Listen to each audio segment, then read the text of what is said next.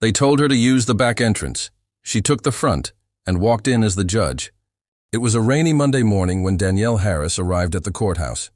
She wore a black trench coat, heels, and carried a simple leather case.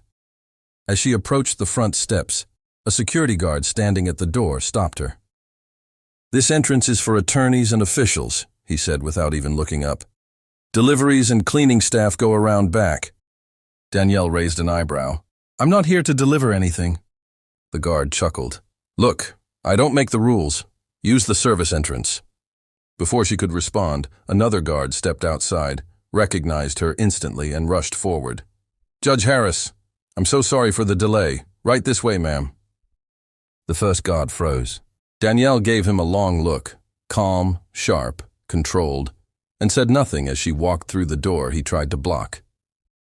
Inside the courtroom, every head turned. Her black robe was already laid out. She stepped into chambers, changed, and walked back out to take her seat behind the bench. Gavel in hand, power in place. But this story didn't begin with that moment. It began years earlier. Danielle grew up in a rough neighborhood, raised by a single mother who worked 2 jobs just to keep the lights on. She had seen the inside of a courtroom before, but always from the back row, sitting beside family members fighting for their futures. No one in her world wore suits. No one talked about college. But Danielle was different. She studied hard, often by candlelight. She got a scholarship, worked late nights at diners, and graduated top of her law class. She didn't forget the faces who said, "You're smart, for a girl like you."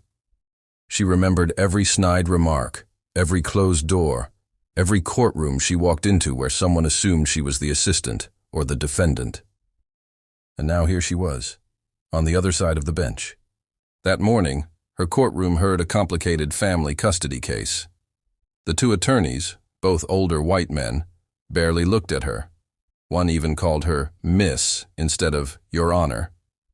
But once the hearing began, she dismantled sloppy arguments, cited case law they had overlooked, and handled the emotional tension with empathy and precision. By the time it was over, no one in that room doubted who she was or what she was doing there. When the case adjourned, the same security guard who tried to send her around back stood near the exit. He couldn't meet her eyes. Danielle simply nodded and walked past. She didn't need revenge. She had respect. Because sometimes the best way to silence judgment is to hold the gavel and let the facts speak for themselves. If this story inspired you even a little, hit that like button and subscribe to the channel.